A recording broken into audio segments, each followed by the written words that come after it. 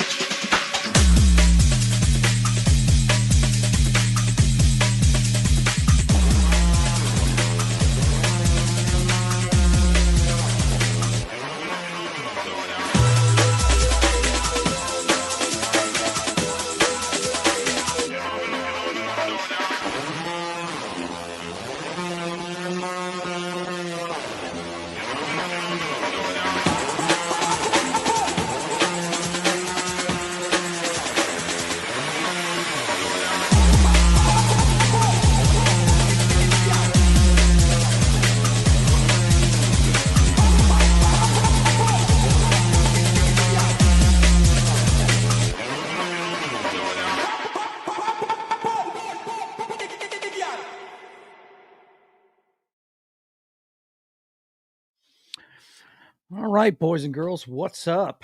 It's time to chill at the Klein Street Corner Club. What's happening? I am your host, Joe's Atmosphere. You know, this is the time slot that, well, actually, we're actually wrapped up and done by now. Me and my brother are. Look, it's become painfully obvious that my brother's employer does not want him to be home early on Monday nights, and we've had to postpone the show several times because of it. So we've decided to go ahead and scrap that idea for now. We're going to look at moving it. And there's really only other night I can move it. It's probably the Tuesday night. So may take some switching around of things, but we will get back to that as soon as we possibly can. I want to welcome everybody that's here or wherever you may be watching the show, whether it be the big green play button or the Bumble show, as we like to, the Bumble channel, as we like to call it around here. The platform that bounces is what I like to call it, since I can't call it by its name on this on some of the outlets I'm on. Welcome to YouTube and welcome to X if you're watching there. I'm going to be monitoring all the chats, so if you got something you want to talk about, throw it in there. Yeah, we know what's dominating the news today. It's all about the inauguration, right? I watched President Trump's speech earlier tonight, and I thought it was typical for him. There was an opportunity there, I thought, and he decided not to go that way.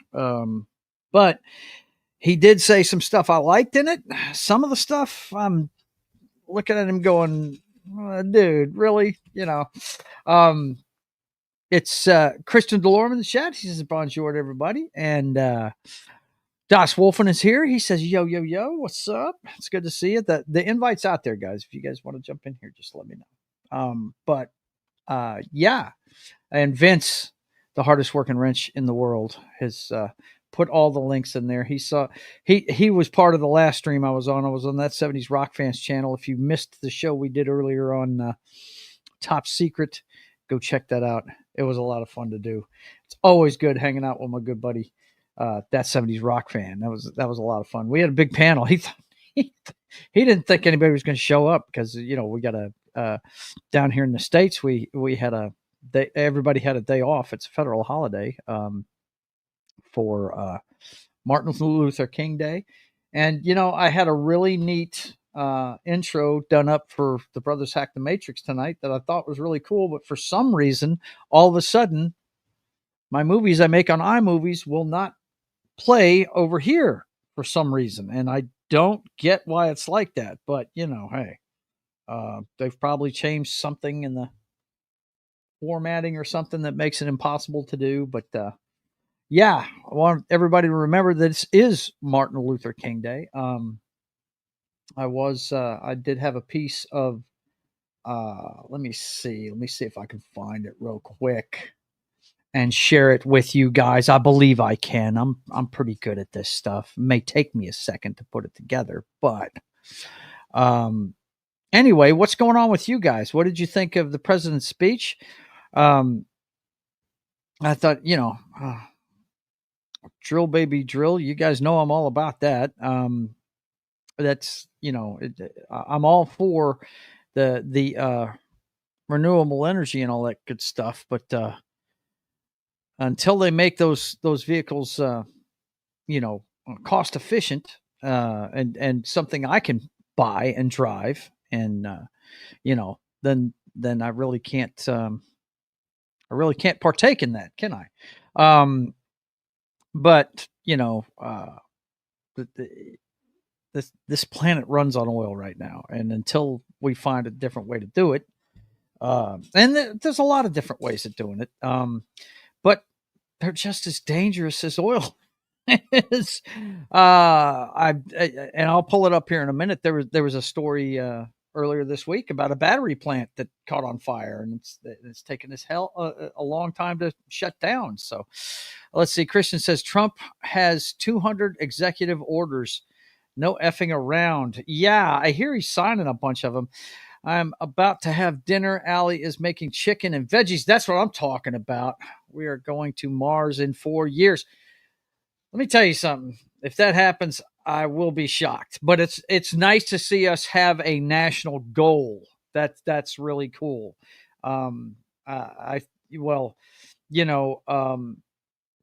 One of my biggest problems with President Obama was the fact that he mothballed the shuttle program.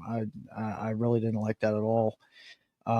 It set us back as far as the space program. But I mean, it also was the birth of SpaceX, right? Elon Musk's company and everything. So who knows? Maybe he was right to mothball it.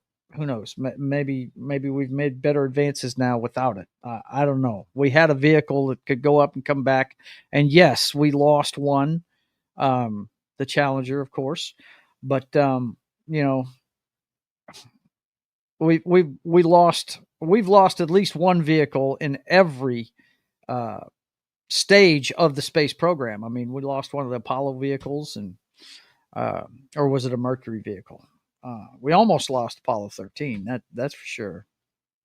I can't remember the one that caught fire on reentry. Was that a Mercury vehicle or was it a Apollo vehicle? I don't remember. I'd have to look it up.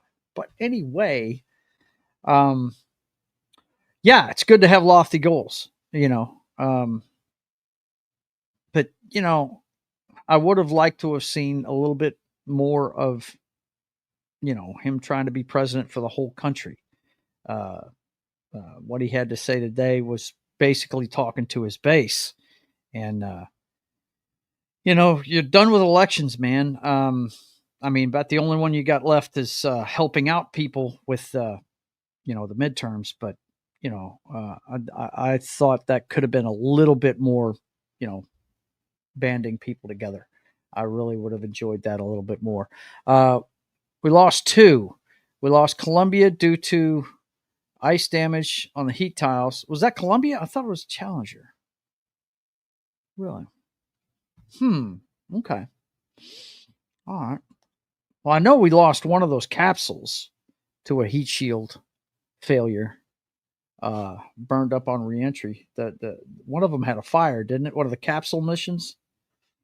Pretty sure we did. I'll look it up here in a minute.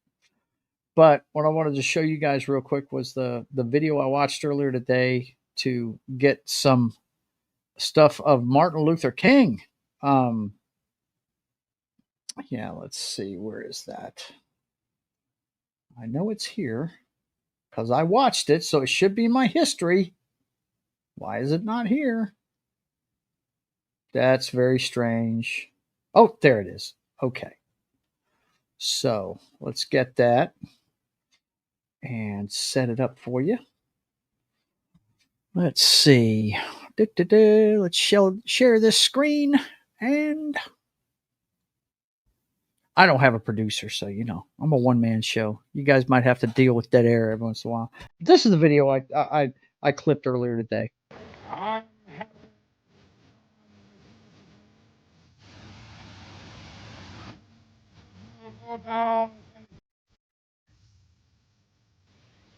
the greatest demonstration for freedom in the history of our nation.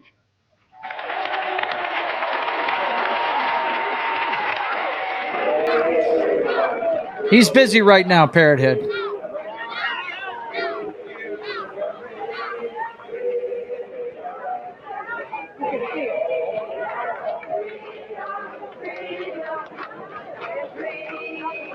What a different time that was, huh? Wow. That was My four little children, one day, they will be by the color of their skin, by the content of their character. Huh?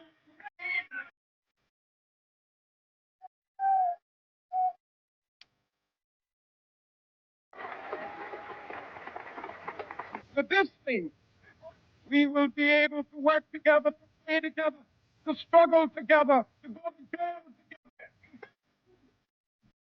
No, let freedom ring, and when this happens,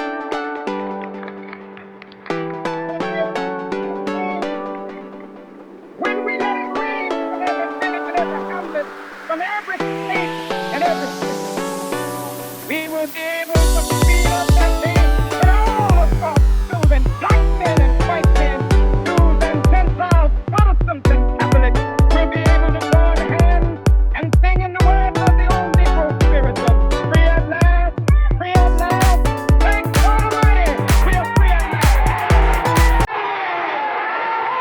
he was a great man. He really was. And he was a peacemaker. You know, you know, we lost so many people back then due to stupidness. It's not even funny. Das Wolfen says it seems a lot of people forgot the words of Dr. King. Yeah, and they should never be forgotten. That's why I wanted to open the show with some of what he had to say. And President Trump talked about it today. He said, you know, we're going to go back to a merit-based system and forget about color and all that good stuff, which I liked. I like that. Some of the other stuff, you know, the Gulf of America. My gosh, man, dude, come on. It's been the Gulf of Mexico forever. Come on. Do we really need to go there? You know, why don't we just fix what's going on here that's messed up and you know, stuff like that. That's just throwing your weight around, and I'm not cool with that. So, yeah, I'm not, guys. You know, I put out a tweet earlier today, and I'll read it for you. You know, I want you guys to remember, yes, this is a step in the right direction and everything, but don't don't take your eye off the ball, as they say. Okay, don't do that. Let's see if I can find this here. Where is it? I don't even. Yeah, I'm not too hip to certain things on X. Okay, let's see. This is what I had to say earlier today, and I'll share it on the screen real quick. And you know, it's just a friend of mine was putting up a bunch of has been putting up a bunch of pro stuff in my Trump stuff in my pop culture thing, and I was like, well, man, you know, this is a pop culture thing. I said, I'm going to say this once so everyone is clear on my perspective. This is like watching history repeat itself. When I heard about the first hostage prisoner exchange in Gaza, all I could think about was the hostages being released in Tehran, Iran, the day Ronald Reagan put his hand on the Bible in 1981. The world stage knows American leadership is back. This is a move in the right direction.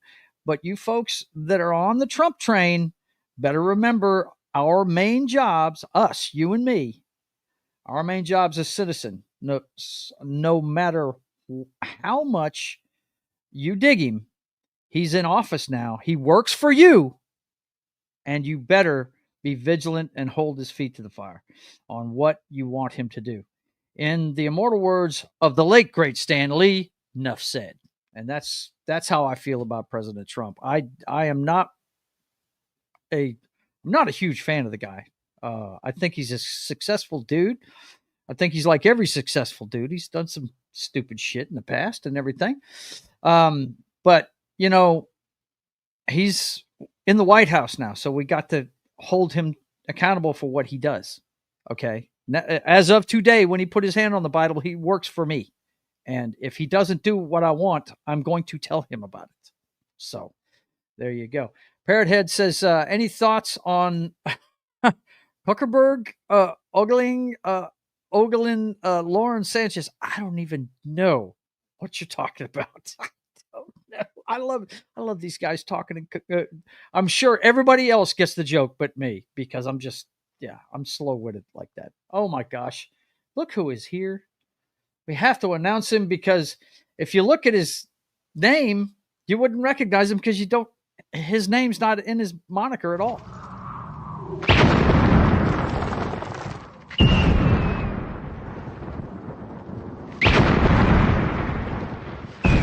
There are some who call me Tim. Tim is here. What's up, man? He says, "Pardon me, Joe." he's letting me know he's here, so I can play his stuff. But anyway, that's how I feel about it, guys. You know, yes, this is a step in the right direction. You know, look, left-leaning people are going to continue to fight the fight on their side for what they believe in, you know, and we're going to continue. You know, I've told several people that have struggled with politics before in the past that it's ebbs and flows, man. Things go up, they go down, depending on which side of the aisle you're on. And you know, it happens to be a conservative wind right now, because there's some people that are tired of going the other direction. You know, it's getting a little silly to them, so they've decided to switch it up this time.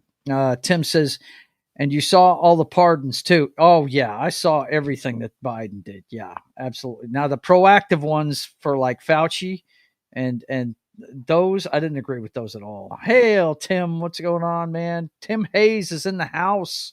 Good to see you. Das Wolfen says, there's a picture of Zuckerberg looking down at Bezos' fiance's chest. Oh my God. That's who he meant by Zuckerberg. Gotcha. Oh, yeah. He went a little above and beyond, didn't he? I mean, my gosh, I think I saw 3 different articles about how many people, well, you know, there was like 2,500 that he signed in this last month.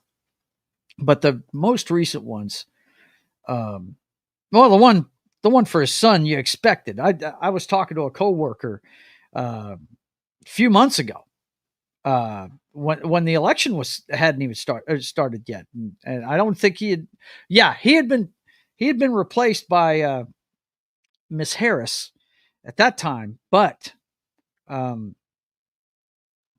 you know, he wasn't out of the White House yet, and this coworker of mine was telling me, "Oh yeah, I think that they're going to run him out of there, and they're going to make Kamala Harris the first woman president, just to make sure it happens before they get out of the White House." And I said, "Dude, if you think he's going to give up the reins of that office before he pardons his son, you're out of your mind." That's what I told him, and sure enough, what was the first pardon he did? Of course, he's going to take care of his son. He's a dad, man. Of course, he's going to do that. But it's, you know, what are you going to do? Unless we're going to get with our representation and get them to change the laws. That's the kind of powers that presidents have. And Donald Trump's got that power now too. So, you know, you got to pay attention to this stuff. Let's see. I think those ones like Dr. Fauci may be overturned. Well, it's going to be hard to do. That's a hard thing to do, because the president has that power, you know. Now it is proactive. Okay. Which should look, guys, the fact that Fauci hasn't had one charge against him for anything he's done, and he's getting retroactively pardoned, that should make you think right there, wow, what was he doing that did have to pardon him for that, right? Let's see. Let's see. Those ones will be argued in court. Yeah, for sure. I'm sure they will. The only time I look down at ladies' chest is when it's at least double D's. My man, Christian, he likes thickums. Okay. Those pardons are going to be challenged due to there being no charges yet and questions of Biden's mental capacity. Those are good arguments. That's what's going to happen with them. Let's see what else we have here. Tim says Fauci or yeah, I got you. Will probably get sued. Hey man, if you do a little research into what he was doing, yeah, I could see where he gets sued. Joe, check your yes, sir. I surely will. I have the time to do it tonight. Nixon, I think, and this is at you, John. Nixon, I think Ford wanted America to move on. Yeah. He pardoned him right away. His first act when he got in office was to pardon him because he wanted to wash that shit clean and he wanted to go ahead and start leading the country, which I wasn't mad at him. I wasn't mad at him at all. That's a pardon I understand. And yeah, it's 2,500. That's excessive. That's a bunch. But most of the people that he pardoned, President Biden, that is, they were nonviolent offenders. So, I really don't have a problem with that. But these proactive ones, that right there should make you think, what were they doing wrong that he has to pardon them? And why would the president know about that? Why would he know anything about this guy and what he was doing? But, unless he was, makes you think. Let's see. Also, presidential pardons don't cover state charges, so they could go after them that way. Yeah, I could see states like New York, the bigger city states, the states with bigger cities in them. Yeah, I could, especially with some of the stuff he was talking at the time. Yeah, I could see that happening. But like I said in my tweet, we see these stories coming out of Gaza. There were three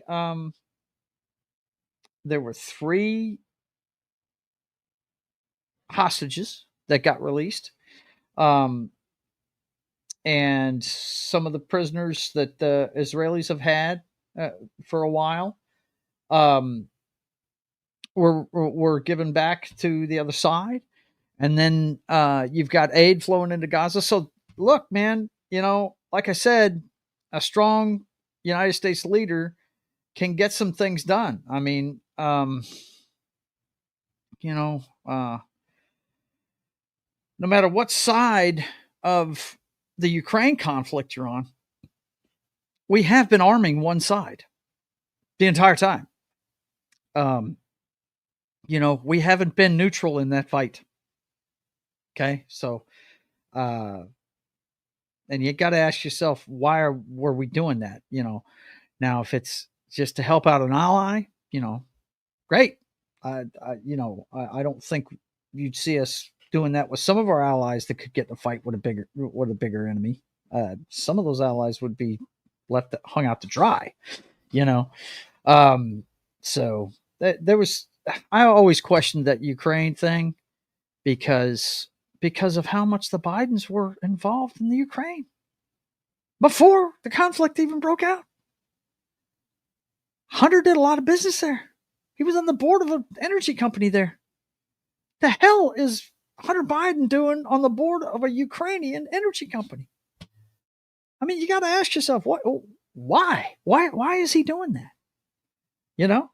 And there's really only one answer, But anyway, let's see. What else have we got to talk about today? I got a bunch of these articles put together here. Of course, we all know what's going on with the wildfires and everything. Let's hope all that stuff gets cleared up pretty quick. But man, that place getting rebuilt is going to be. I don't know how they're going to do it. It may bankrupt the state of California, and we've seen states go bankrupt on things before, but this one could put them under. Let's see. One side just wanted to be left in peace. The other sent terrorists into the country to kill and kidnap innocents. That is why we took a side. Yeah. Well, you must be talking about the Gaza thing. Yeah, that's not what I was talking about. I had moved on from there to the Ukraine. Yeah, I understand that one completely. And believe me, we're on the right side of that for sure. I just think it's the reason why I thought of President Reagan right away is because the day I'll never forget it, man. We had a mock election at my school and everything. I was 1981, January of 81. I would have been a sophomore in high school. Sophomore, yeah. And we had just had a mock election, and we had hostages that were taken at the embassy. I'm sure you younger folks have seen the movie Argo with what's my guy's name? Ben Affleck. And that's the story of the folks that actually got out of the embassy that day. The rest of the people that were in that embassy were held for more than a year by the Iranians. I mean, it's something that it was unheard of. And Jimmy Carter actually, the night before Ronald Reagan was to take the oath of office, he actually tried to get him back in a military operation. And God love him, one of the friggin' helicopters crashed on the way there. And they turned around and came back. But the thing that made me think of it was, we've got this ceasefire and there's relief flowing and they're swapping hostages for prisoners and all of that. You can't tell me it doesn't correspond to Donald Trump taking the oath of office. I mean, that's exactly what happened back in 1981. They had helped those people for more than a year. And when Ronald Reagan put his hand on the Bible, they said, please don't turn us into the biggest piece of glass in the Middle East. Yeah, we'll give them back. Here you go. You can have them back. That's what happens when you've got strong leadership in the White House. People tend not to mess with you. They tend not to mess with you. That's for sure. Let's see. And in the 2028 Olympics, and the 2028 Olympics is in LA. Yes, it is. Yes, it is. I can see them moving it in 2028 and holding it in LA in 2032. And Brisbane he must mean 2036. Yeah, I could see him backing it up, Tim. That's for sure. Yeah, it's going to be the first thing they've got to do is get rid of the rubble. Okay, the foundations are still there to rebuild the houses and stuff, but they've got to get rid of the rubble. That's going to take a while. Since Brisbane is 2032, and it will be, I think, 2036. Yeah, I could see him backing it up. I mean, it's going to be hard to do there. That's for sure. Yeah, geezer. I hear you, Parrot Head. I know I'm old. I can't help it. Argo. Yeah, Argo, fuck yourself. If you've seen the movie, you know what I'm talking about. 444 days, I think. Yeah, it was more than a year. No doubt. It was April of 1980. And let's see. No, was it April of 1980? You sure about that? Because he took the oath of office on about this time of 1981. So it had to be before that. I have to look it up. Operation Eagle Claw, April 1980. Really? Okay, you're talking about the rescue effort. I thought it was the day before. I thought it was the day before Ronald Reagan got in office. Okay, that's that. Okay, Yeah, I misremembered that. Thank you very much, Tim. That's what he's talking about. He's talking about the attempt to go save the hostages. Yeah, they had been there for almost a year at that point. But anyway, let's see. Das Wolfen says people forget that Trump was a major player in the Abraham Accords. Yep, for sure, man. He look. Here's the problem with Donald Trump. If he would just shut up and quit being so narcissistic and just do what he's planning on doing, people would like him a lot more. But that's not his deal.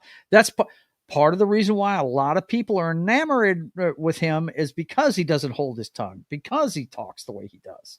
That's why they dig him, you know. So, I mean, it's a double-edged sword. The rescue was April of 1980. Yeah, I got you, man. They were released on January 20th of 1981. I know it was like I said, it was an inauguration day. It was that day. It was the day that he put his hand on the Bible. They released the hostages. They kept them right up until that, though. I'll never forget it. I will never forget it. Because like I said, look, man, I come up in a public school here in North Louisiana, which I'm sure a lot of you around the country that aren't from the South probably think I'm a hick because of that. But, you know, you can think whatever you want. I will never forget, our school newspaper had a picture of a guy who was in, I can't remember what that guy did, but he had a beard drawn on him and everything. And he looked like one of those Iranians. And he was coming in to protest the election we were having in the gym, man. It was a trip. They did a great job doing it, man. It was fantastic. Leading up to the election, like I think it was a week before, we had whoever was playing Jimmy Carter and Gerald Ford, the guys, they had Secret Servicemen with squirt guns guarding them all over the place. You know, it was a trip, man. It was a lot of fun. It was a cool learning experience, man. Because, you know, we all played delegates to the convention and stuff. And it was neat. It was really neat, man. We had a good time doing it. But this is a great day, you know. Yeah, we had, you know, 4 years ago, whenever President Biden came in, there was some craziness on the White House lawn, you know, but you know, that whole year was so jacked up, man. And I'm so glad that it went off a lot smoother this time. I really am. And I'm really glad they moved it indoors today too. I mean, that would have sucked watching those people just trying to keep from freezing to death out there, man, because it was cold. Let's see. I was 10 and a half. I didn't pay attention to national politics until 1984. Well, like I said, I was a sophomore in high school, and we had just got done having a mock election a few months before when it happened. I mean, but then again, I got to tell you, man, I've always paid attention to politics. I always have. My entire family does.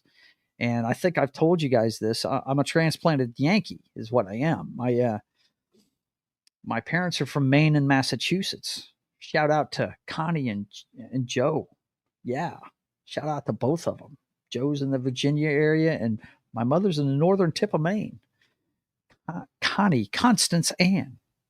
But shout out to them. Two better parents I couldn't have had, really.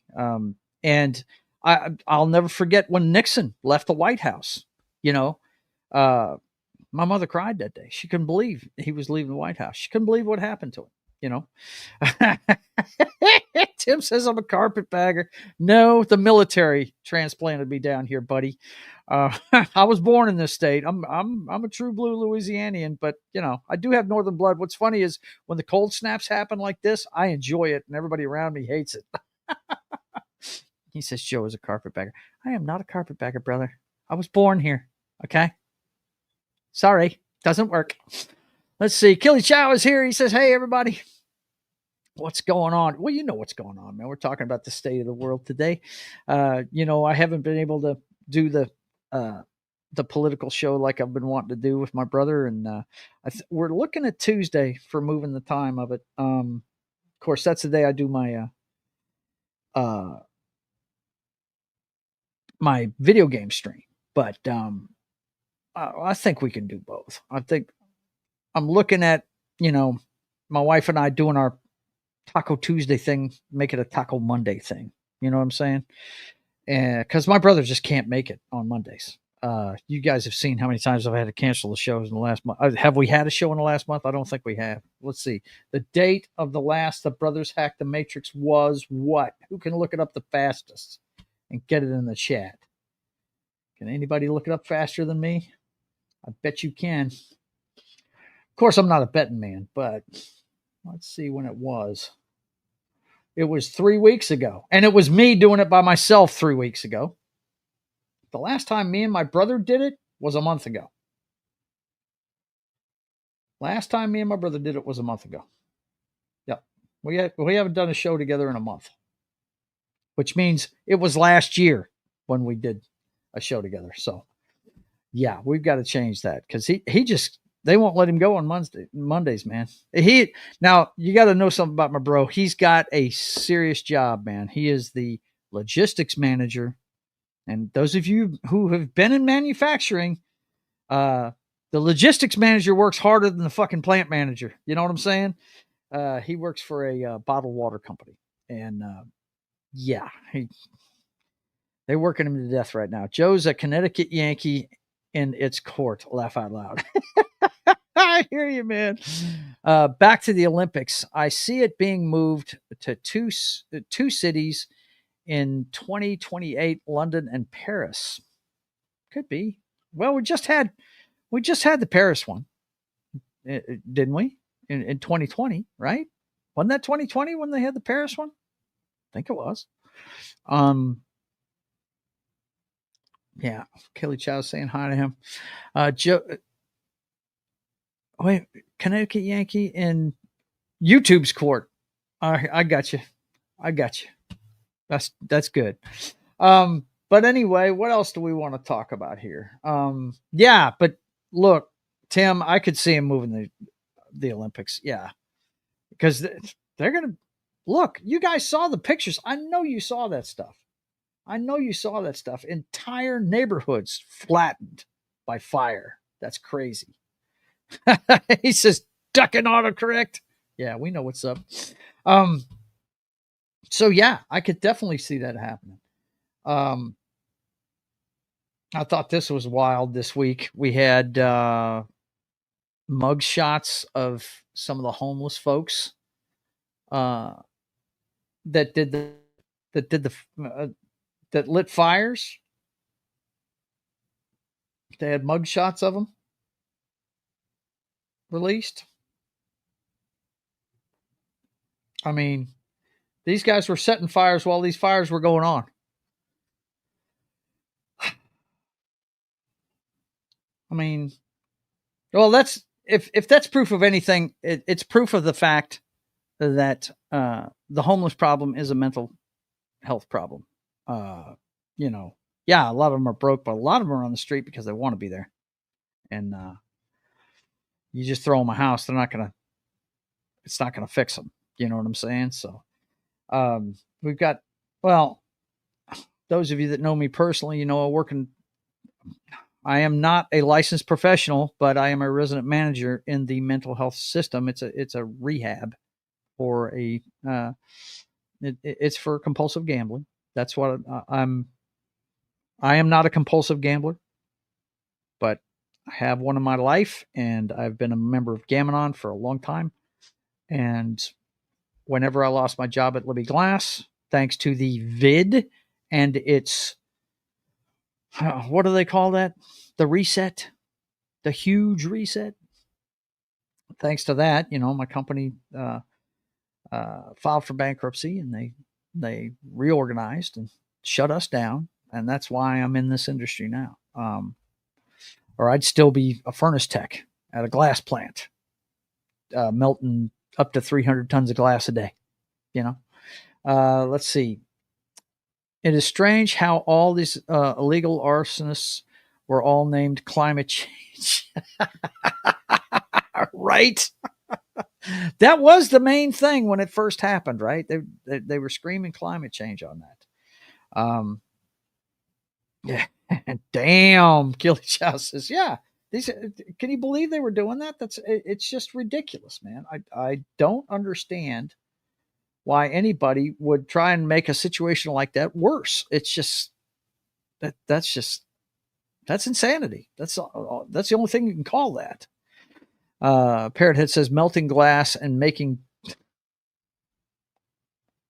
I am not the sentient one. You're thinking of somebody else, buddy. Okay.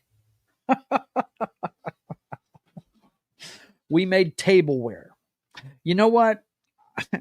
It's so funny, man. I was a bartender for 17 years. And you know the glass that you see a bartender shake a drink in? They shove a glass inside a tin and they shake the drink with it, right? That glass is made by Libby Glass on one machine that runs 24 hours a day, 7 days a week. It's their best-selling glass. It's what we call a 5139 in the industry. That's the number for it.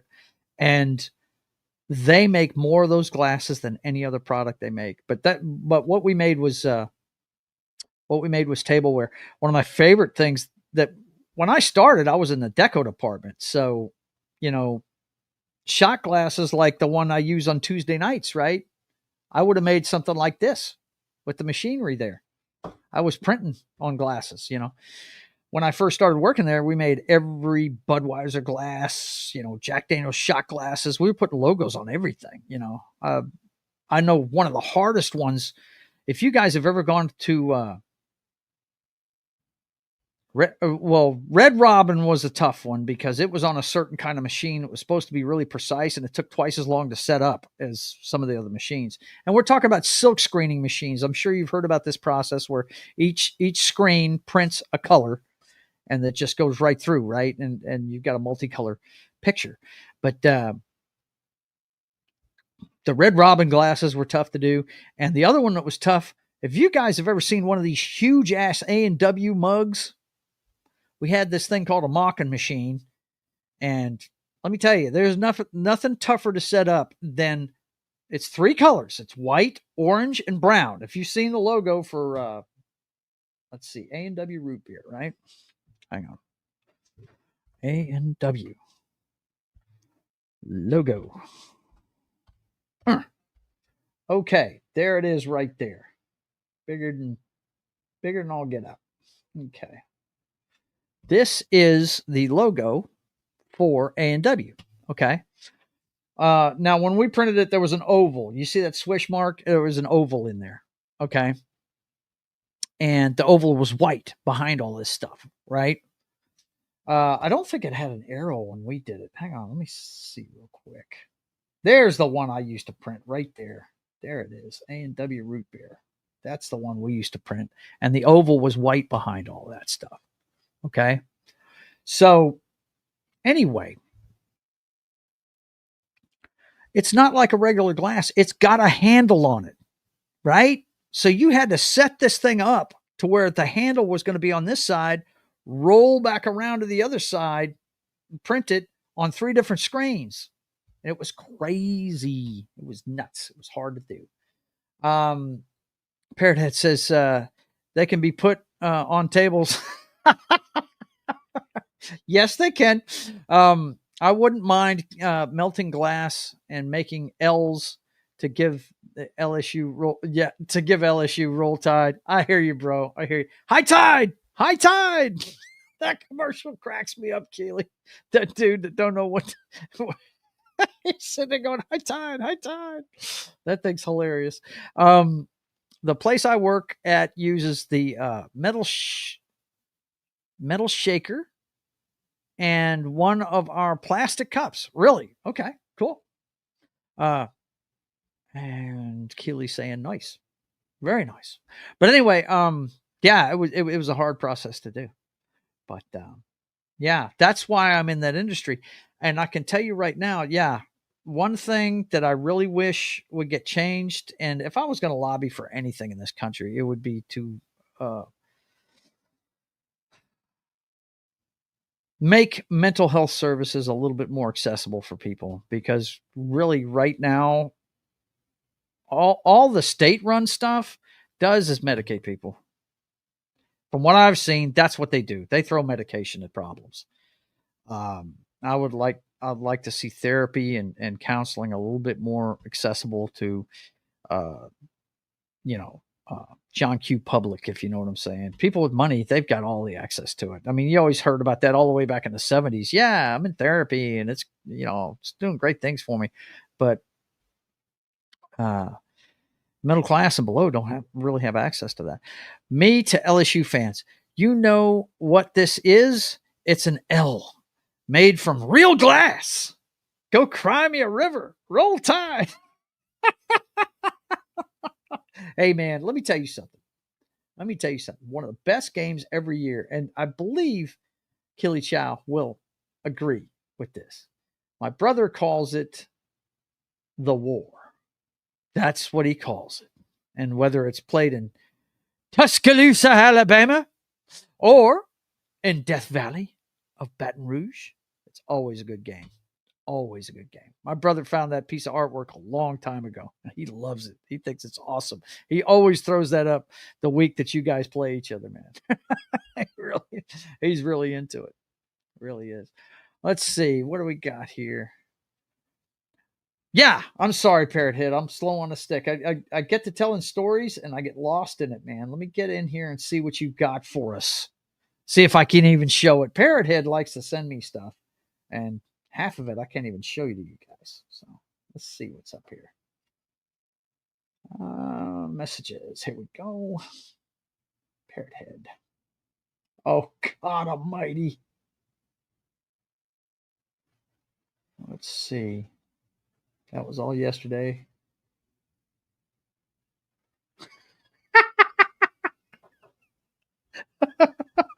He's got some good ones here. I'm going to go ahead and show a couple of them real quick. Here's the first one from today. Want to know what you call a hooker with a runny nose? Oh, that one's awesome, dude. Oh, my God. Okay, let's see what's next here. Let's see. No. I can't show you that one. Good Lord. Let's see. Got it.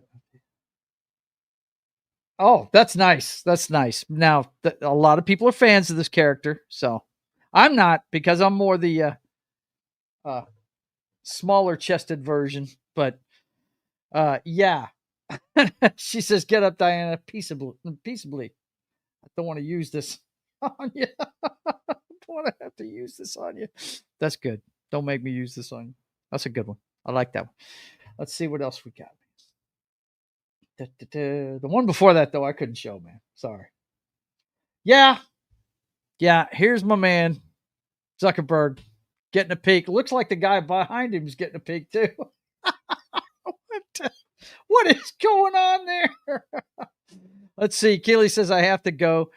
Thank you for a great stream. I'll see you later." Well, thank you, Keely Chow. Appreciate you, man. Take care of yourself. All right.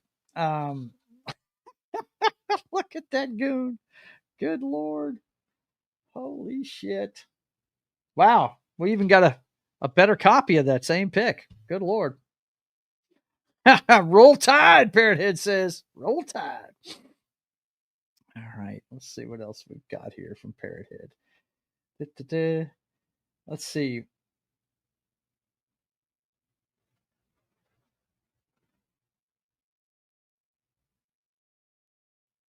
Yeah, right.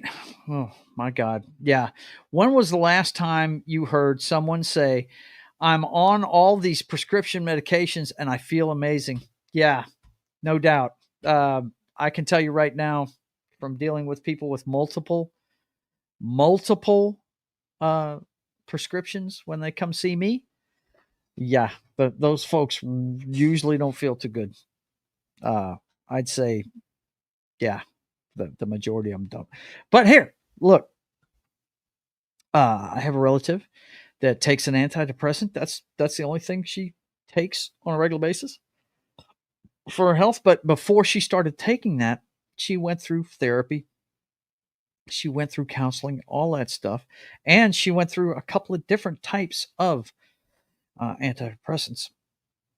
I'm not saying that drugs aren't useful.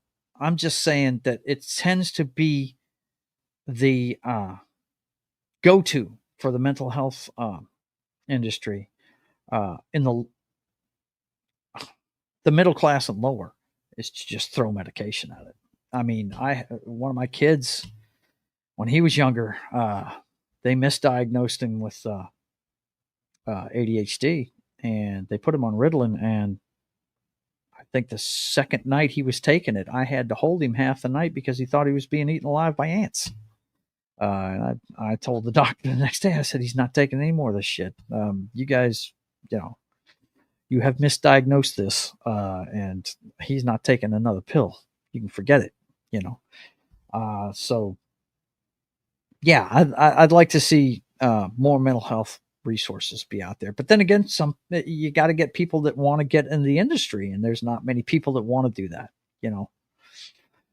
Takes somebody that can really, I don't know how to say this without sounding just cold and calculating, but you need somebody that can unplug from the human side of things and just,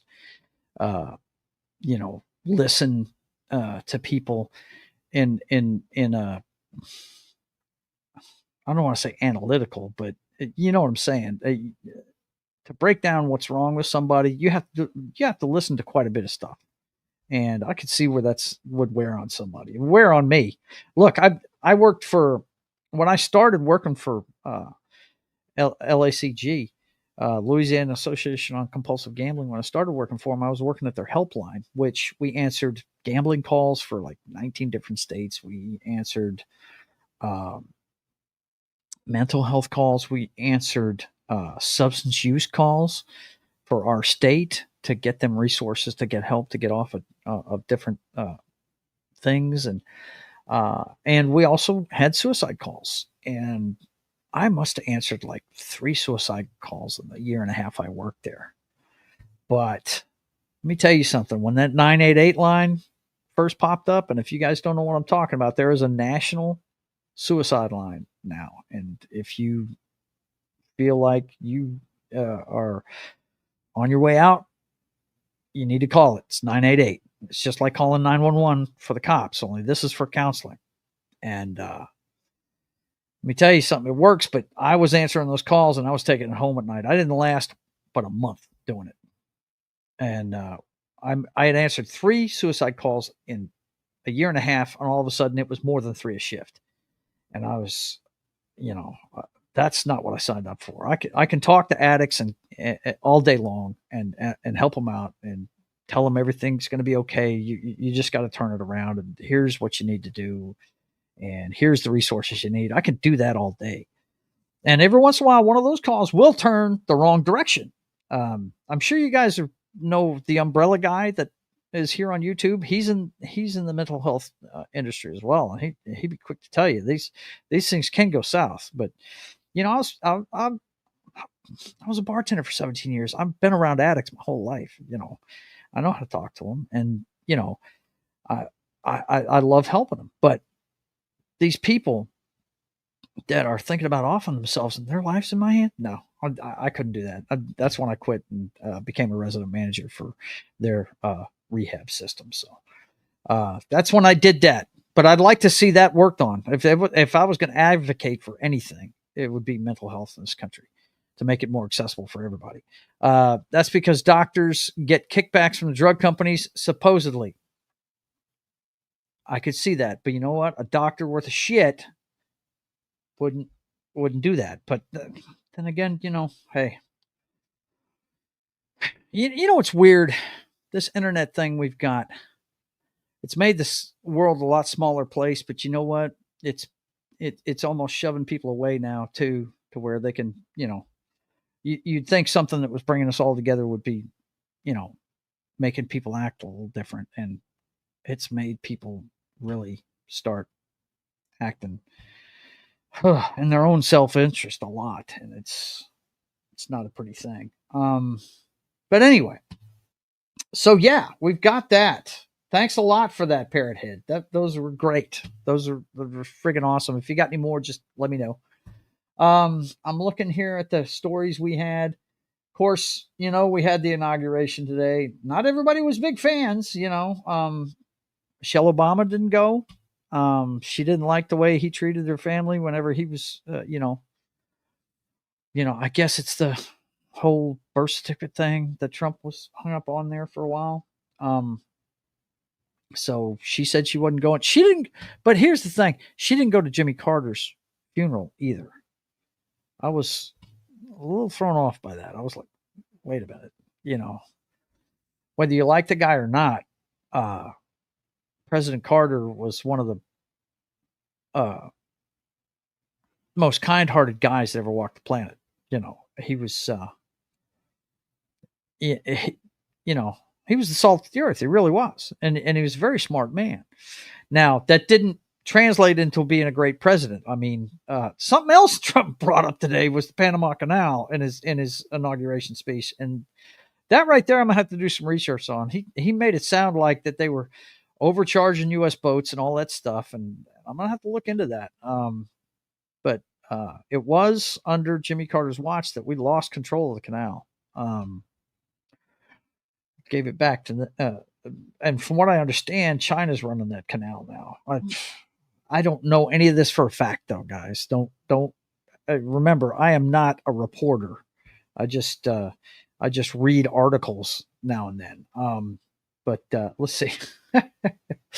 I got plenty of not safe for work images left out. Yeah, I know. Yeah. The one with the chick in the R2D2 outfit, that was a funny one. I can't show it on here though.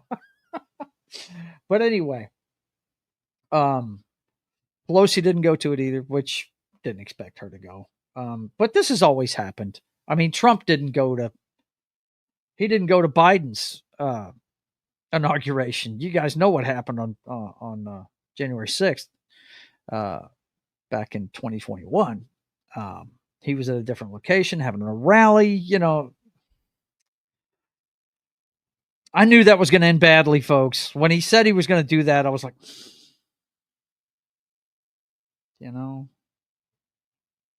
nothing good is going to come of this. And sure enough, people lost their heads. And when cooler heads should be prevailing. But at least this inauguration went off without a hitch. That was cool. I was glad to see it. We've got now, if you're into the NFL, we're down to 4 teams, and I am on board with the only wild card team left because I can't stand the other 3 teams that are in it. Well, I can at least respect Kansas City. I can respect Kansas City. I can do that. I've always liked Andy Reid. He's always been a really good coach.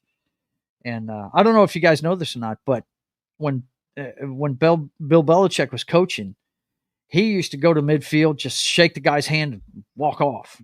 He didn't want to talk to him for more than 2 seconds. He just wanted to do the handshake and get out of there. Every time he played Andy Reid, he hugged him. He wanted to know how he was doing. They talked. They didn't, they embraced, and he talked to the man because he respected him, So I've got respect for the Kansas City Chiefs and what they're doing. Do I want to see them win another Super Bowl? No, because that's going to give them a three-peat, something the New England Patriots and Niners and the Cowboys and the Steelers could never do. I want to see it stay that way. But the one thing I'd love to see a rookie win the Super Bowl. That would be awesome. That would be pretty damn awesome. If Jaden Daniels can pull that off, that's going to be cool. Now, you may ask yourself, why aren't you watching the national championship, Joe? Well, just look at the channel it's on. I do not pay for the communist news. I'm sorry. The betting. No, I mean, I'm sorry. ESPN. I don't pay for that network. Okay. Sports Center used to be a show that I just loved watching. But even my beloved sport of football is starting to get in bed with gambling, and I do not like the trend. And ESPN has gotten to where all they do is talk about point spreads and all that good stuff, and what's good bets and bad bets. And I'm just not watching that. You know, I've had personal relationship with gambling, and I don't. No, that's okay. My dad told me a long time ago, don't ever bet on boxing or football. And I said, why? He said, boxing's rigged. It always has been. He said, football doesn't matter how good one team is over the other one. You never know which way that oblong ball is going to bounce. And a few teams found that out this weekend. The Ravens were one, and the Detroit Lions were another one. Yeah, you never know which way that ball is going to bounce. No doubt about it. Let's see. Parrothead says sports betting has been a thing for a long time. Well, it always has been, but it's never been as accessible as it is now. I'm seeing more and more young men, coming through GA, Gamblers Anonymous, and things like that. I'm seeing a lot more guys in their 20s than I ever have before, because it's on your phone now, and you can make bets in the middle of games. It's so accessible. And look, I've said a million times, man, with any of these things, gambling. Look, guys, I inherited a 1-gallon VO bottle, okay, full of change for playing penny ante poker. My dad had this thing, and I've got it now. It's full of change. And I love playing poker. It's fun, but it's just a game to me. I'm not throwing $100 bills on the pile. You know, I'm playing with what's in that VO bottle. It's just a game. It's a card game.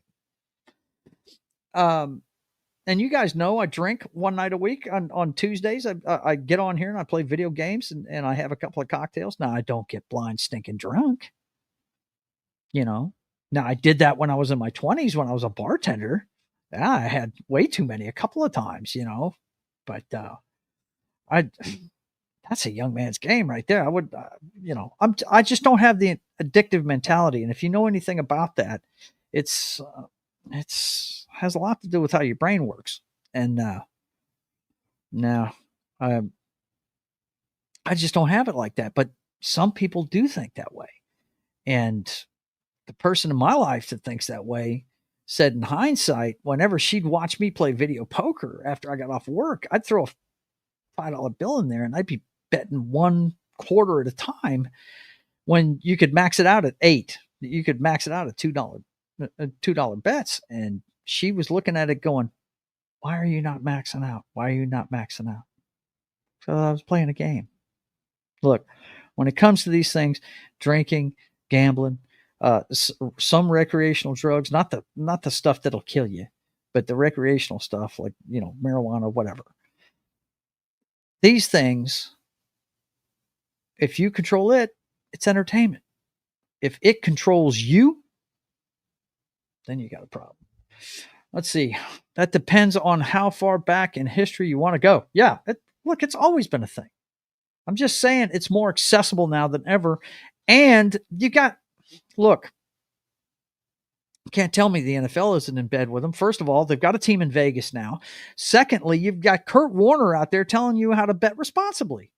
Now, why would the NFL do that if they weren't in bed with these guys? One of their major sponsors now is FanDuel and DraftKings. These are major sponsors of the NFL now. A lot of money to be made, but, you know, look, guys, that's what I will tell you about gambling. You know, just if you're going to do it responsibly, no doubt, but you better be spending money that you don't need. That's all I got to tell you. Because you know what? There's a reason why all these companies exist. The house is going to make their money. They are not stupid. They are going to make their money. You know, so let's see what else we got here tonight.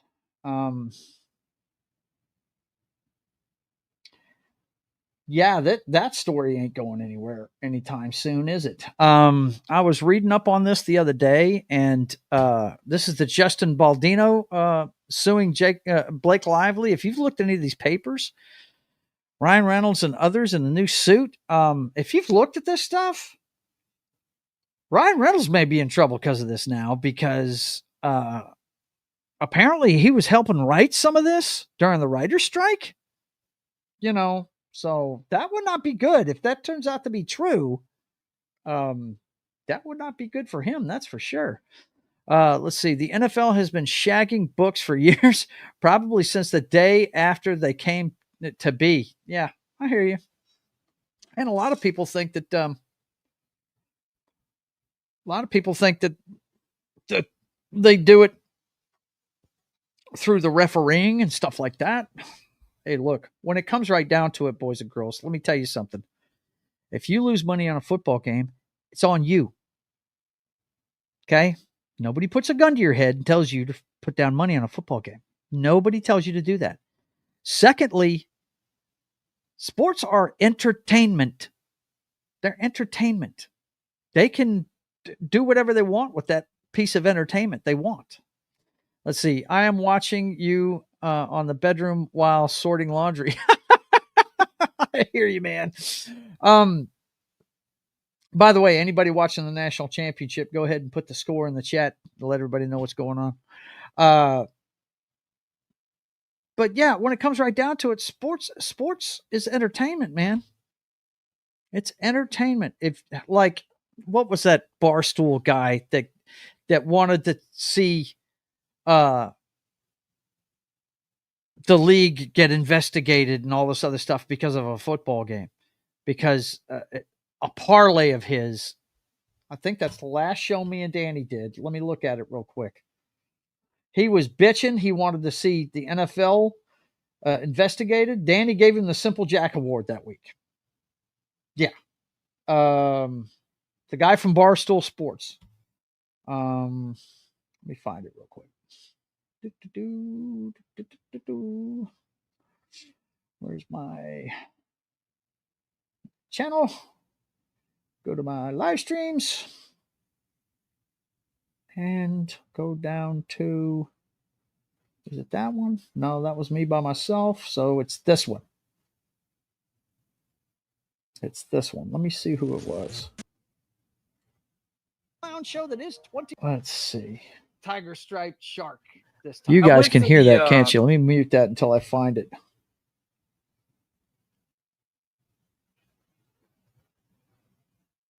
Nah, it must have been a couple of weeks before. Okay. Anyway, it's the guy from Barstool Sports. I'm sure you guys know who this guy is. Let's see. Brennan Services. Yeah, I hear you. Because the Chiefs rested their starters and lost to Denver. Is that what it was? Is that why he was pissed? He had set up a parlay where two of the teams, it was a 3-game parlay, and two of the teams had come through, and the Chiefs had lost to Denver or something like that. You may be right about that one. It's the last week of the regular season, right? Look, no, he was screeching, yeah, I want to see the league investigated. I'm like, no. They have every right to sit there, people. They're trying to win a Super Bowl. They're trying to do something that's never been done before. Well, actually, to be truthful, it has been done before. The Browns and the Packers have done it, but they just haven't done it in the form of Super Bowls. Okay? There's been a couple of teams that have won 3 championships in a row. I think the Browns and the Packers. I think the Packers won the NFL championship the year before they won 2 Super Bowls in a row. And then I'm pretty sure Jim Browns won. I think they got 3 in a row. I'd have to go really do some deep dive research on it. But as far as Super Bowls, nobody's won 3 back to back to back. Nobody has. Packers won the first 2. I think, what was it? The Jets won the 3rd one and the Chiefs won the 4th one against the Minnesota Vikings. But anyway, yeah, look, if you're going to bet on football, get ready to face the consequences. Get ready. Makes no sense to me.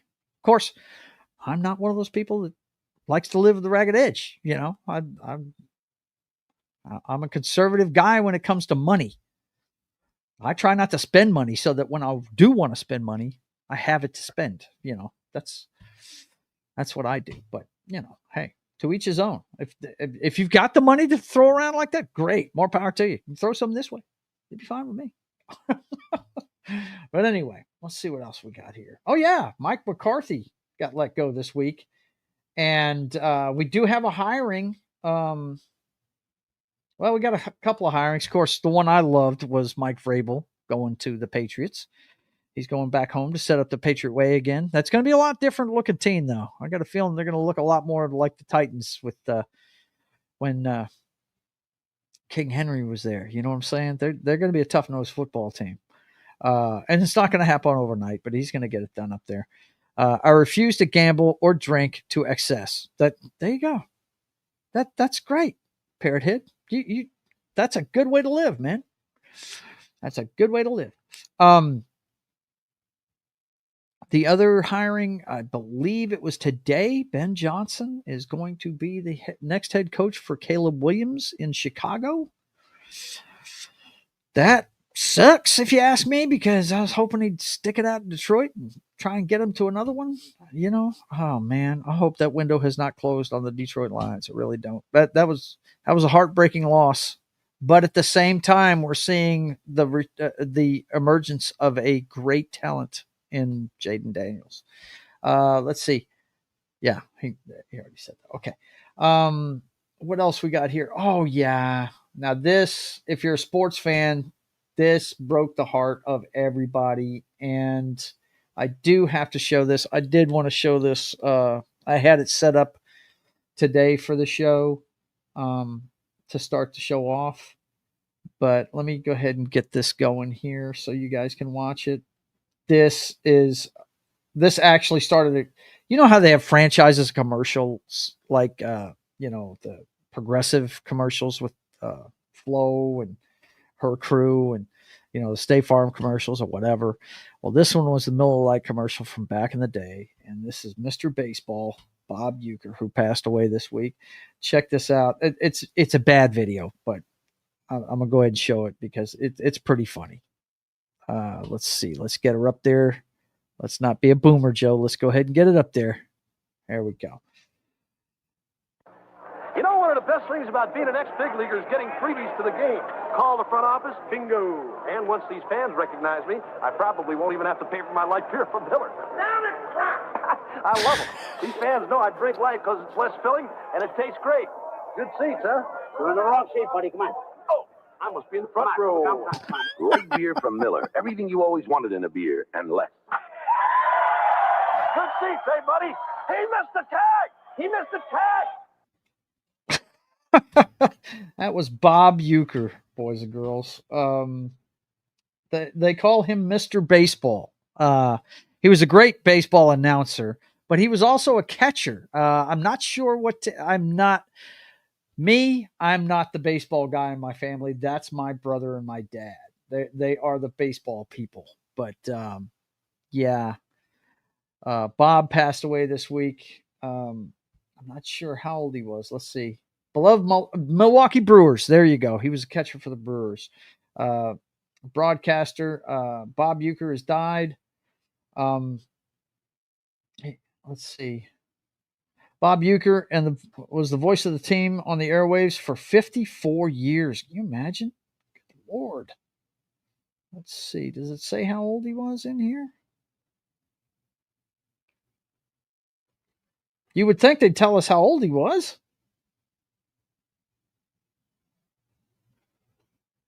His major league debut was in 1962.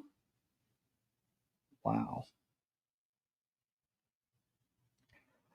Let's see. His crowning achievement as a player was earning a World Series ring in 1964 with the Cardinals. Wow. I believe he was a catcher. This article doesn't say how old he was. That's so weird. Why wouldn't they tell you how old he is? Huh. Well, I'll look it up here in a second. But yeah, Bob Uecker passed away this week, guys. And that commercial, they had tons of commercials of Bob Uecker in it. It was pretty damn funny. It really was. Let's see. Let's see. Just a bit outside. That's what you're trying to say there, Das Wolfen. That's from Major League. He was the announcer in that movie. Just a bit outside. That guy totally missed the plate. It was funny as hell. They have pills for your problems. Get it up. Oh, stop it, man. Anyway, let's see. How old was he? Let's find out. Bob Uecker. I just scanned that whole friggin' article, and it didn't say how old he was. That's weird.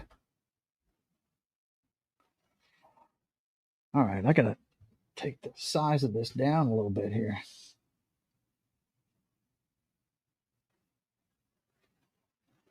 He was 90 years old, guys. 90 years old. That's how old he was. 90. So yeah. Hats off to Bob Uecker, man. He was Mr. Baseball, no doubt about it. There you go. He was 90 years old when he passed away. But yeah, he was the Rodney Dangerfield of baseball commentators in those Miller Lite commercials, man. It was funny shit back in the day. It really was. Let's see. Okay, what else we got going on this week? Let's see. Told you about that one. Yeah, we had a couple of Hollywood folks pass away this week too. Now this guy I remember off of this show. He wasn't a well-known comedian, but Tony Slattery, actor and comedian known for Whose Line Is It Anyway, dies at 65. Yeah. If you guys have never watched Whose Line Is It Anyway, that is one of the greatest shows you'll ever watch. I think it's one of those shows that they started in England and we did it here in America. The American version had Drew Carey as its original host, and my gosh, the cast on that was something else. Let me pull that up real quick. This guy was on the show, but he wasn't on there very often. But they had two regular. Drew Carey and two of his buddies were regulars on this show, and then Wayne Brady became famous from that show. IMDb, yes. Where is? Let's see. Let's go to IMDb. I said let's go to IMDb, and let's go. Whose line is it anyway? Whose line? That ought to give it to me. Okay, this is the newest version of it. That's from 2013.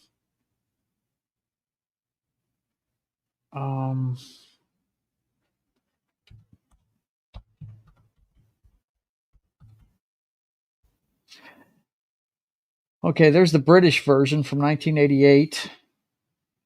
And here's the Drew Carey version from 1988. If I can get the ads out of the way so we can see the people's faces. There we go. Drew Carey. I believe Slattery was on this one occasionally. But yeah, Colin Mockery and Ryan Stiles were the two that just, they competed to bust each other up. It was freaking hilarious. And they were constantly busting Drew up. That was half the fun of the show, watching them kill that guy.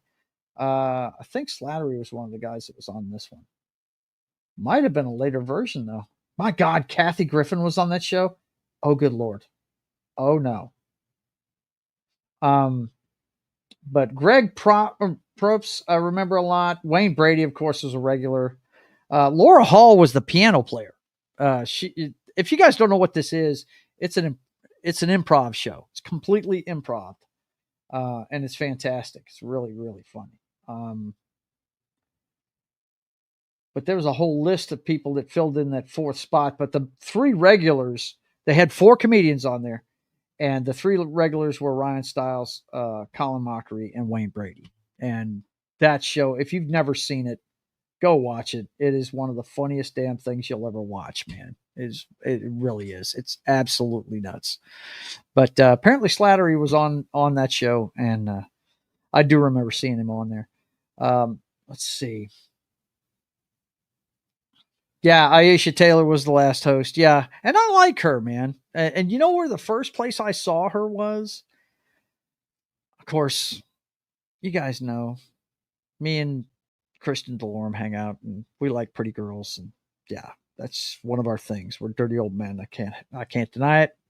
I can't help myself. I like pretty girls, and I've always been a big Jennifer Love Hewitt fan. Well, she did a TV show called Ghost Whisperer that wasn't peak drama television or anything like that, but it was a cool show. It was a neat show. It was different.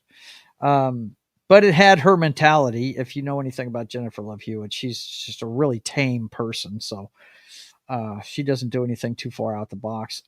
But one of her buddy that worked at her, she owned an antique shop, and her buddy on that show was Aisha Taylor or Tyler, excuse me, Aisha Tyler. And that's where I saw.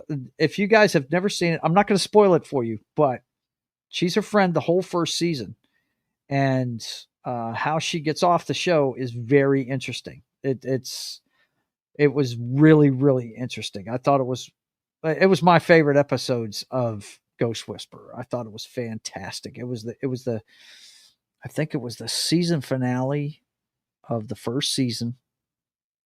It had to do with a plane crash, and man, just good stuff. Just fantastic stuff. That, like I said, it's a CW quality show that was on CBS at the time. And but man, I dug it. I thought it was great. Of course, I'd watch anything with Jennifer Love Hewitt in it. But she had a husband who was a paramedic, and it came out after The Sixth Sense. It was basically her TV show like that. She talked to dead people. And they would always come to her because they noticed that she could hear them, and they'd always have them help her to finish up something in their life so they could cross over into the afterlife. It was a neat show. It was a neat show. The very first episode had the guy from, I'm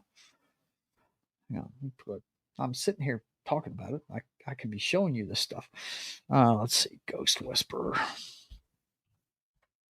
And guys, I'm going to incorporate more videos into my stuff here pretty soon, because I want to show you guys some of the stuff I dig that nobody else talks about. I don't think I've seen anybody ever do anything on Ghost Whisperer, and I thought it was a really cool show. But she's just a girl that owns an antique shop that can, if you like Charmed, you'll like this show. You know what I mean? It's about that. I would say the production value is better on this one than it was on Charmed. You know what I'm saying? But that's about it, because it was on CBS. And I do have a couple of the seasons. I don't think I have all of them, but it was on for a few years. But I think Aisha Tyler should be up in the top here somewhere. Yeah, David Conrad played her husband. Yeah, I guess she did hang out with her. This is the girl that took over for Aisha Tyler, but yeah, there she is right there. She was in the first season of it. She was her best friend. She helped her run the antique shop. And yeah, I would say I'm pretty sure it's the last two. It's a two-parter at the end of the first season. That is just it was the best thing on the show. It really was. Let's see. What are you guys saying in the chat here? The British version of Whose Line was better. Really? I've never watched the British version of it, but then again, I don't watch a lot of British. I used to watch a lot of British TV on LPB. I caught every episode of the Flying Circus, Monty Python's Flying Circus for sure. And Benny Hill. I used to watch all of that stuff as a kid, but I haven't really, since I've been an adult, I don't watch much British TV. Richard Simmons was a prop on the show once. Really? Huh. Wow. Cool. Let's see. My mom loved that show. Yeah, really? Das Wolfen? I believe it. It was a cool show. It was neat. I enjoyed it, man. But then again, I was a big fan of who I Know What You Did Last Summer and all the other movies she made. And I mean, my favorite, oh God, what's that Oriental guy that learned how to do his martial arts in that famous Chinese circus. You know who I'm talking about. He played Mr. Miyagi the last time they made a. Oh God, what is that guy's name? That's gonna kill me. Let me find it out real quick. For some reason, Chow Yun Fat's running through my head, and I know that's wrong. I know that's completely wrong. She was in a movie called The Tuxedo with Jackie Chan. That's it. Senior moment. I don't know why I couldn't remember that guy's name to save my life. He's one of the most talented guys ever. Hey, what's going on there, frickin' Bo Daniel? What's happening? Good to see you. And yes, you got it before I did, buddy. She was in this movie, and that's probably my favorite Jackie Chan movie. I mean, other than Rush Hour. I mean, of course, Rush Hour is fantastic, but other than that, this one's probably my favorite because it's got Jennifer Love Hewitt in it, and I just thought the girl was hot. Yes, my second wife looked exactly like her too. The shame of it is she married me for the free booze in my bartending days. Hate it. Anyway, I digress. Let's see. Uh-oh. You sent me several YouTube links. Okay. What kind of trouble is Parrothead trying to get me into tonight? Let's see. The B-Team, Robot Chicken, Adult Swim. Scenes from a hat. Whose Line? Yes, absolutely. That's awesome stuff. And there's Richard Simmons on Whose Line Is It Anyway? Yes, absolutely. I did. Oh, he was a prop. That's all he was a prop. See, you put prop on is all one word. That's what threw me off. Prop on. Separate those two words next time. Maybe I'll understand what you're saying. Got to remember, you're trying to put a message out through text. You have to be clear. He was a prop on the show. Yeah. I don't want to show the video, but I'll show you guys what he's talking about. They're actually going to use him. I might get nailed. We'll only show a couple of seconds of it. Hang on. This volume up. Yes. Okay, here we go. This is going to come out here and just be a prop, huh? That man's insane. About Richard Simmons, boys and girls. The guy could laugh at himself. That's the kind of person you want to be around. He could laugh at himself. The guy. No matter what you think of this dude, whether you think he was, whatever you think of him, he was definitely somebody that was self-deprecating and loved to laugh. Where everything's made up and the points don't matter, boys and girls. Don't forget that. That show is insane. Did they kick me off of YouTube yet? Let's see real quick. Good Lord. How much trouble did you guys get me into with that one? Thank you very much for that. Thank you very much. That was funny as hell there, Parrothead. And yes, you're right. He was a ham. No doubt about it. Let's see. John says, hard to believe Richard Simmons was gay. Dude, that was one funny guy. He really was. Enjoyed the hell out of him. He was funny. Of course, I wasn't a big connoisseur of his stuff because you know what he did. He was a fitness guy. He was a fitness guru. He was a guy that was really big, right? And he lost the weight, and I know a few people like that. Not as exuberant as Mr. Simmons, but some people are challenged with that, and they either live with it or they change it. And those that change it are really brave people, if you ask. But it's hard to do. It's hard to do. It takes discipline. Sometimes it takes medical science. But yeah. So anyway, man, I don't know how we ended up on that tangent, but yeah, that's great stuff. Oh, I know what it was. It was an article we were looking at about Slattery passing away. Another guy that passed away in Hollywood this week was David Lynch. Now, a lot of people are bigger fans of this guy than I was. One of our contemporaries here on YouTube, Troy from what the hell is Troy's channel? Petrocelli. What's his name? What's the name of his channel? I can't remember off the top of my head. I'll look it up here in a minute. But he does a Twin Peaks show weekly, you know. And I'm sure he was bummed by this news. But David Lynch, Twin Peaks creator and Mulholland Drive director, dies at 78. There's a big hole in the world. This guy was a creative dude. He really was. His stuff was a little strange for my tastes. But no doubt he was a creative visionary. No doubt about that. He definitely had a different look on the world. My favorite movie he ever made was, I think it was 84, Dune, the first major motion picture of Dune. That's my favorite thing he did, but I've never seen Mulholland Drive. I've heard it's good, but that's one of those ones, kind of like the Shawshank Redemption, that I just never got around to seeing.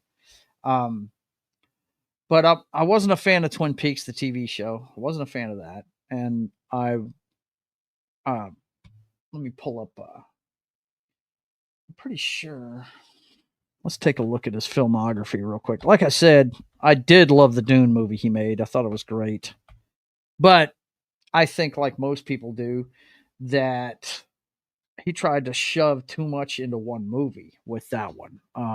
You know, that's a big story, and it's hard to do in one flick. And hell, they're telling the story now, and basically the first two Dune movies cover what he did in one movie. And really, they've kind of shoved all that together too, you know. John says Dune was my favorite Lynch movie too. Yeah. I need to see Mulholland Drive. I haven't seen that one, but his filmography, he's known for the Twin Peaks series and all that stuff that goes with it. Mulholland Drive, the Dune movie. There's a lot of shorts on this thing. I was going through it the other day to see if there's anything else. Now, I did see one that he did back in the day, and I'll pull it up here in a second as soon as I see it. It was before Mulholland Drive. I think it was before. Let's see. There it is right there. It was right after Dune. It was Blue Velvet. Now, this movie was rather strange. This is the one that kind of turned me off of his movies. I mean, it's okay, I guess. It's got the guy that was in Twin Peaks in it. Apparently, he liked this actor a lot because he was in Kyle MacLachlan was in the Dune movie, and he was in this one too, and he was in Twin Peaks. This one's kind of strange. It's one of those really weird kind of noir, stories that's, I don't know how to explain it, but this movie encapsulates how weird this guy could get. Dennis Hopper plays a guy in it that's off the chain. That he exemplifies what people with power, how fucking crazy they can act. Let's see. Ohio State is up 28-7 at the start of the third. Wow. Hopefully Notre Dame can turn it around. But I think a lot of people were thinking that's the way that was going to go. Hopefully Notre Dame can turn that around. But this one here, yeah, I wasn't in a hurry to see any more of his movies after seeing this one. But hey, some people are into movies like this, you know. But the two movies that he did that I really like are Dune, of course. I mean, everybody in their circle knows about the Dune movie from '84. Let's see, where the hell did this filmography go? Shit. Go back to that. Okay. Boy, these ads they have all over IMDb, I swear. Pretty sure that was 84, right? The Dune one. Yeah, that was 84. The about 4 years before that, he did one called Elephant Man, and that one was really good too. And it was based on a true story, but it's got his signature weirdness to it. You know, it takes place in a circus kind of and stuff like that. And it's a Victorian era. Yeah, he did a good job on that one too. Of course, he had some really good actors working with him too. not to take anything away from him, but he worked with some really good talent, that's for sure. But he definitely liked Kyle MacLachlan because he put him in a bunch of stuff. And of course, Twin Peaks is what he's always going to be remembered for the most, probably. Mulholland Drive, I hear, is a good movie. I have not seen it though. So, but he passed away this week, and the film world will be lesser for it because, I mean, if you liked him or not, his movies definitely, they weren't stupid. First of all, he definitely had a message in each one, and it was just for you to decipher and pick out what you wanted. He definitely had a unique vision, that's for sure. He was kind of like a Kubrick in that way. You could tell it was his movie when he made it. So, but anyway, that's what went on with that this week. There's a bunch of earthquake stuff that I had put together. And if you guys are tuning in late, I decided to just come on and have a little, chat driven talk stream just to let you guys know, I'm not trying to get rid of Mondays or anything, but we may have to because my brother just cannot make the show. So we may be moving that show to Tuesday. I think I'm already talking to him about it. I've got to work out I've got to swap things around. I think me and Foxy may have to switch to going to doing the Taco Tuesday thing on Monday, so that me and I can still do the show with that 70s rock band, and then go do our Taco Tuesday thing. Got plenty of time on a Monday night to do all of that. But yeah, I want to do the show with my brother. He enjoys doing it with me. He just can't do it on Mondays, and I don't have very many other days of the week. He's not going to do anything on Saturday. He hangs out with his wife. He's not going to do anything on Sunday. We already tried that, and it didn't work out. He didn't want to do it on Sunday anymore. That's why we moved it to Monday. So we're going to try it on Tuesday. And if it doesn't work after that, we're just going to have to cancel it, I guess. I don't want to do that, though, because he and I have a ball hanging out together. I love my brother to death, the Highlander. But anyway, I had put the show together mostly, and I was in the middle of that 70s Rock Fans show, starting that off whenever he texted me and told me, I can't get out of here, cancel the show. And, sometimes it's like that. He gets busy and he can't leave. So got an important job and works like a Trojan, apparently on Mondays.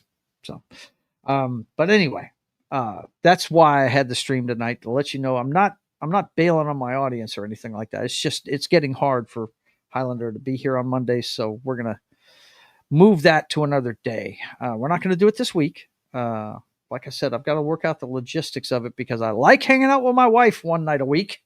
And of course I'm with her all weekend. That's not what I'm talking about, but I like having a night during the week where we do things, Tuesday is the night that we go out and we do our Taco Tuesday thing, and we go shopping for what we want that week and stuff like that. And, it's a fun outing for us, and I don't want to change that. So we're just going to have to shuffle some things around here. Now, one thing that's not going to change is State of the Atmosphere. That's going to stay on Wednesdays. But yeah, I think that's going to cover all the bases for tonight. The only other thing I really wanted to bring up was the TikTok thing. It's back up and running. There's those of you that have lost your minds over it. TikTok is back up and running. This whole thing really is confusing to me. I'm going to have to do some more research on this. My stepson brought some things to my attention the other day that sounds kind of wonky. And when you got back on TikTok here after it was turned off Saturday. Saturday night about 10:30 at night. I remember I put a tweet out about it as soon as it happened. Let's see, what time of night was that it went down?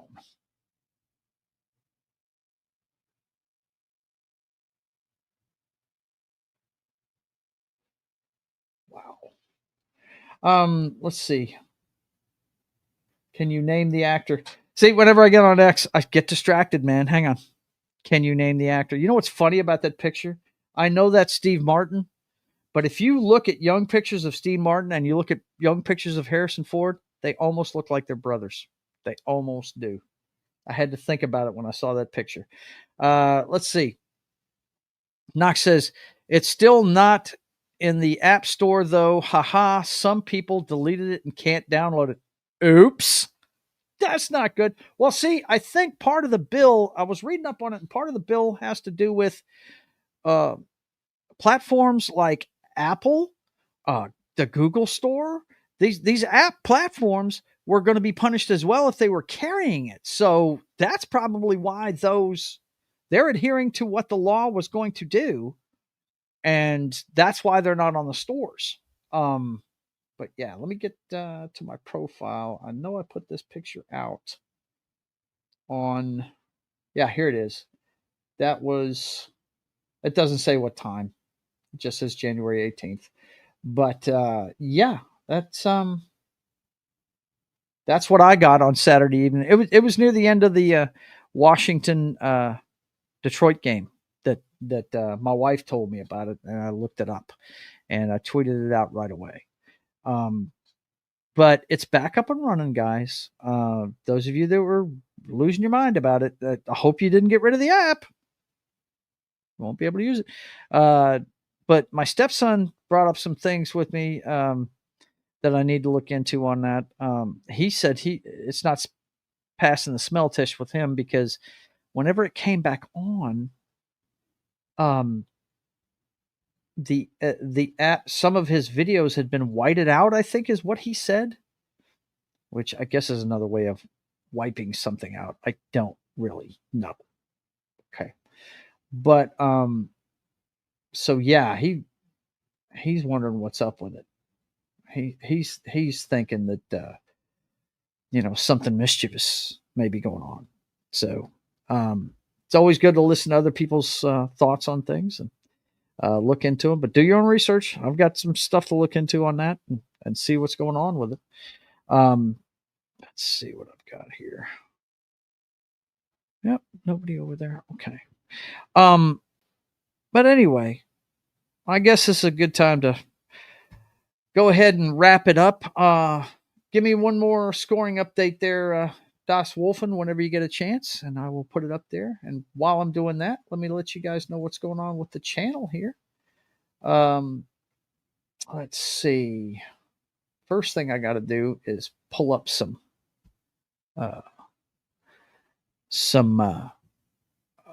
well, at least one thumbnail for this week. Okay. Look, you're watching Chillin at the Club, chat-driven chill stream. I wanted to get on and let you guys know what was going on with the channel so you know I didn't die on Mondays. I did a show earlier today with That 70s Rock Fan on, I believe, Top Secret. Yeah, great show. Funny as hell. If you're a big Val Kilmer fan, you'll love it. It's great stuff. 31-7 now. Yeah, it's depth chart is starting to show in that one. That's what usually happens in college football. One team is usually way better than the other one. But anyway, yeah, I just wanted to get on and say hi to you guys, let you know what I thought about Trump's inaugural and what was going on with it. By the way, one of the stories I didn't cover today was his newest Trump cards, boys and girls. And his newest Trump cards, he names ambassadors to Hollywood: Sylvester Stallone, Mel Gibson, and John Voight. Those are the newest Trump cards, boys and girls. They are ambassadors to Hollywood. It sounds strange, but they're the guys going to be talking to the entertainment system for the administration. I don't know what that means. I have no idea what that means, but the three guys that he named, they're base dudes. All of them are. So I'm cool with it. But look, like I said in my tweet earlier, guys, you're on this Trump train. It's great. It's a move in the right direction, but hold his feet to the fire. Okay. He works for you now. and you better hold him accountable for his actions. Okay, that's all I'm saying. That's really great that we won the election and everything, but Trump's just like any other guy. He can make mistakes, hold his feet to the fire when he makes them. No doubt. He's got to do the job correctly. Okay. Tomorrow night is it's Papa Joe Gamer After Dark, video games, cocktails, and fails. And don't forget, we're going to be playing some WWE 2K19, my favorite wrestling game, tomorrow night. Get the hot chicks out and get them beating each other up. Yeah, that's what I'm talking about. Yeah, we're going to have a good time doing that. Have a little bit of WWE 2K19 cocktails and fails. You guys come check that out tomorrow night. And then Wednesday, it's State of the Atmosphere.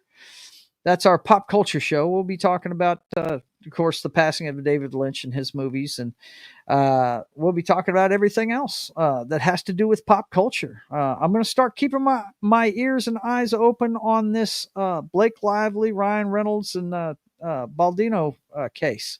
I was hearing about it. It didn't sound like much of anything to me, but now all of a sudden, now that the filing has been filed and we can actually read it, I was watching Popcorn Planet, shout out to them, the other day, and they were reading it live, and it does not sound good if this stuff can be substantiated. So we'll keep an eye on that. Next up is Sketching the Privateer. We do that every Friday at 1 p.m. Central Time, where you watch me draw my comic book. That's always a lot of fun to hang out with the chat and bullshit about today's events and the comic book industry at large. By the way, if you hadn't heard in the news here recently, Diamond Distributors are going out of business. They are filing bankruptcy. It's from all accounts, a great thing. I think it's going to become more and more apparent that you're going to have to get comic books on your own through your comic book shops and through internet and things like that. So it should be a better system. It should cut out the middleman where it won't cost as much either. So that's what I'm hoping to do with my book, and check it out as I work on it every Friday at 1 p.m. Central Time. And then Fridays at 8 p.m. Central Time, it's time for the guys to get together and troll our boy John as he plays Fallout Tale of Two Wastelands. That's on Pop Culture Minefields channel, Game Night with John, every Friday at 8 p.m. Central Time. NFL pregame party comes your way at its regular time, 10 a.m. Central Time on Sunday. It's Championship Sunday. We're going to get together. We'll tell you all about the ass whooping the Notre Dame Fighting Irish are taking at the hands of Ohio State. We'll talk about that, and we'll talk about the two championship games and all the divisional round games. Wow, what an interest. They had some good games this time around. When the higher up you go, the less blowouts you go and the more fun you have at the games. Game of the weekend, in my eyes, was Saturday night. Watching that special player up there in D.C. take out the Detroit Lions. My pick is officially dead for the Super Bowl now. The Detroit Lions got knocked out. But I told everybody I would not be upset if it was the Washington Commanders that did it, and they did. We're going to talk all about it Sunday at 10 a.m. Central Time. And then, of course, Military Monday comes your way every Monday at 10 a.m. Central Time. And this is an old thumbnail, but that's not what we're doing. We were supposed to do Universal Soldier this morning, and I think we're going to do that next week. Poor Gary, he didn't have any internet this morning. They've got bad weather. All over the country does, but his got knocked out for a little bit this morning, so he couldn't do the show. So I'm sure he's going to be moving Universal Soldier to next week at 10 a.m. Central Time on Monday morning with Martin Acosta Santana, Gary Kissel, who is a great guy. He was on That 70s Rock Fan stream earlier tonight, and we had a ball talking to him. He's got a new album out too. Go check that out.